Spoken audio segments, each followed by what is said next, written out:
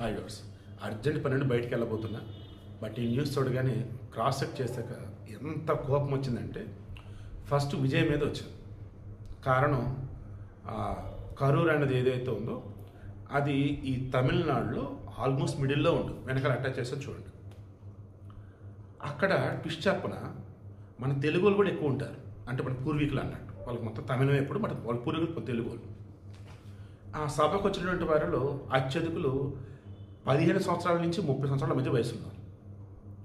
సరే, విషయం ఏంటంటే భారీ తొక్కిసలాట జరిగింది. మనకున్న సమాచారం ఇప్పటివరకు 29 మంది చనిపోయారు.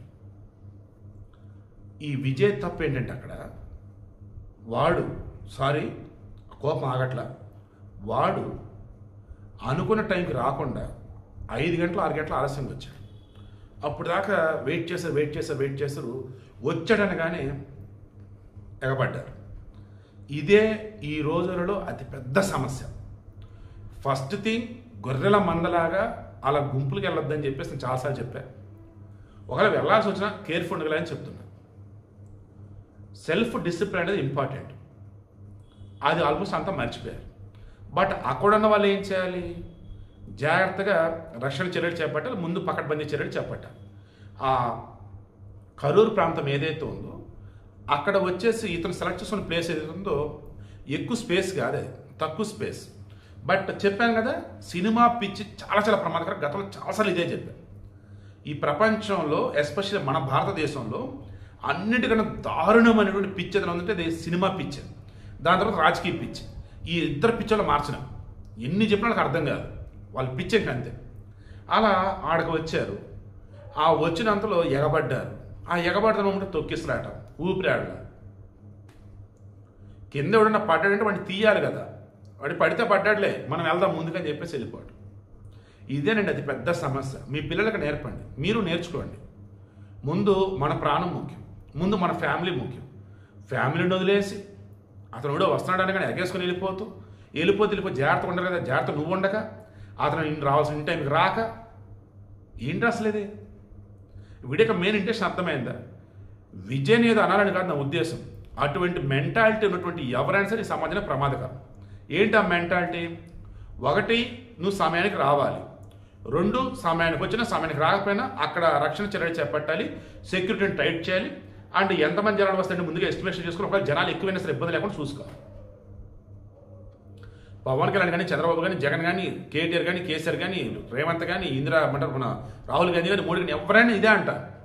వన్స్ మీరు ఎక్కడికైనా వస్తున్నప్పుడు అక్కడ ఎక్కువ క్రౌడ్ ఫామ్ అవుతున్నప్పుడు క్రౌడ్ మేనేజ్మెంట్ మీకు చేత అవ్వాలి. చేత అయినప్పుడు కింద మీద మొత్తం మూసుకొని వెళ్ళిపోండి. మీ వల్ల ఎంతమంది చావాలి?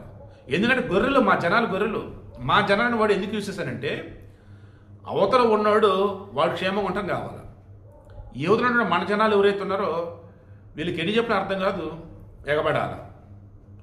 సినిమాలకు వెళ్ళి చచ్చిపోయి, పొలిటీషియన్ దగ్గర సభలకు వెళ్ళి చచ్చిపోయి, పుష్కరాల్లో చనిపోయి, దర్శన టికెట్ దగ్గర చనిపోయి, తర్వాత వచ్చేసి మన కుంభమేళ దగ్గర చనిపోయి, నేను చెప్పుకుంటూ పోతే మరలా చెప్తాను. ఏ తొక్కిసలాటైనా మీరు చూడండి, మనోళ్ళ యొక్క ఆత్రం, ఆరాటం, ఆవేశం వీటి వల్లే ఆ రకంగా చనిపోతూ ఉన్నారు.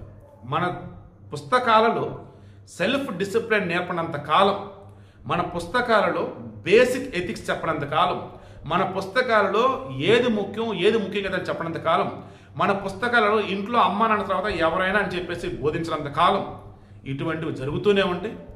మరణించిన ఆత్మశాంతి చేకూరాలి, గాయాల పనులు త్వరగా కోలుకోవాలి. ఇక నుంచి విజయ్ అయినా, ఏ సెలబ్రిటీ అయినా, ఏ పొలిటీషియన్ అయినా బుద్ధి, బుర్ర, జ్ఞానంతో పద్ధతిగా ఉండాలని కోరుకుంటూ ఉన్నా.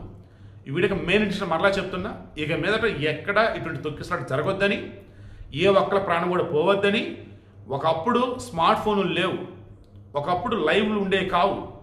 లైవ్లు ఉన్నాయి, స్మార్ట్ ఫోన్లు ఉన్నాయి. వాళ్ళు ఏం మాట్లాడితే మొత్తం మనం చూస్తాం.